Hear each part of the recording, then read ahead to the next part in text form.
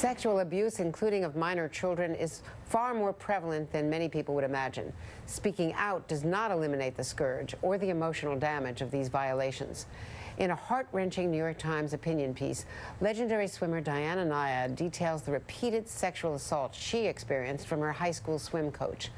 Nyad, who in 2013, at the age of 64, became the first person to swim from Cuba to Florida, is sounding the alarm for more women to come forward with their stories, not allowing fear to silence them. And Nyad joins me now from Los Angeles. Diana, thanks. It's good to see you again. First of all, your own personal story. I know that it took several years for you to come forward, but that did not eliminate in any way the pain, the suffering, nor did it short-circuit this man's career. It didn't. Andrea, first of all, thank you for your respect. There's so many of us speaking out now that are being heard, maybe for the first time, even though I've been speaking out since I've been 21 years of age. Right.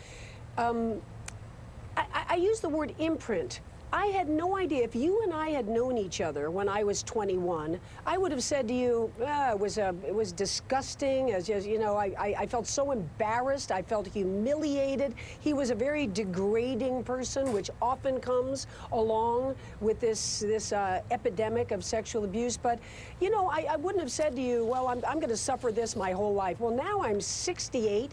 You know, I'm a pretty terrific 68, if I do say so myself. I'm strong.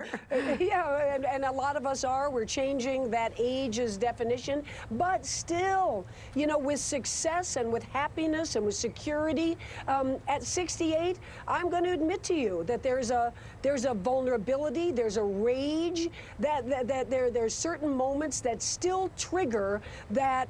You know what it is more than anything, more than even the being touched, is being silenced, is being told, you don't tell anyone. You will never become anything in this life if you ever share our special secret with anyone. And it's hard to imagine. It's taken me this lifetime to forgive myself for not. I was pretty darn strong, strapping 14-year-old. I was a big swimmer. I could have thrown this guy up against a wall and said, I'm going to tell the principal. I'm going to tell the police. But I obeyed. This was my mentor. Everything he said was right. I was confused, and I blamed myself, as a lot of these people do, and it's why it takes them so long to speak out. They think they're at fault. And he was a father figure, and we see that so often in family circles, stepfathers, other father figures, teachers, principals, priests. I mean, we've been down this road, but this, I think we are at a turning point in America. I want to read from an extended segment of your incredible column in the New York Times. You wrote that up until his death in 2014, Coach was celebrated by the coaching community, his town, his church. He made it into halls of fame and to the top of the coaching pyramid, the Olympic Games. And so is woven the fabric of the epidemic. These often charming individuals are lauded, presented with trophies for their leadership, from the piggish Weinsteins of Hollywood to the unscrupulous parental figures scattered throughout our suburbs. Statistics bear out the astonishing number of sexual abusers among us. And therein lies the call for our speaking up. We need to construct an accurate archive of these abuses. We need to prepare coming generations to speak up in the moment rather than be coerced into years of mute helplessness. I mean, you write that you finally confided in a girlfriend, a woman friend, and discovered that he was doing this to other teenagers in your swim team. Yeah, you know, as a younger teen, when I was going through all this, you know, series of repeated molestations, age 14 through the end of high school, I was terrified.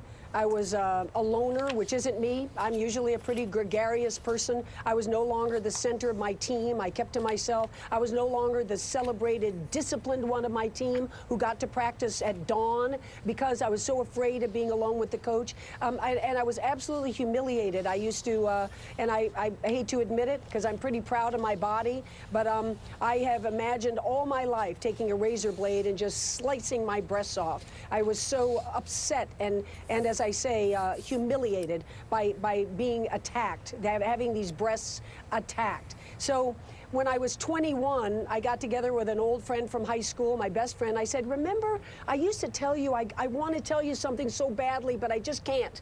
And she said, of course. So I told her the whole story. We cried. You know, one reason women don't speak up is because the graphic details, if you start dealing with the police, they're going to ask you questions like, did the penis penetrate by 1 inch? Did it penetrate by 1/8 of an inch? And a lot of people are just mortified to have to, you know, say those words and recount that story, again, feeling that some of it was their fault. So I told my best friend at 21, and she, after the crying, after the hugging, she looked me square in the eye and she said, Diana, well, hold on to your hat, because the same thing happened to me. And then she took the next hour to tell me the same places, the same words, the same coach. And then just yesterday, Andrea, with this huge response from the Times article, a young woman, a 60-year-old woman, so she's young to me, wrote me and said she was 10 years old when I was a senior in high school. She was at that high school. She looked at me as a star.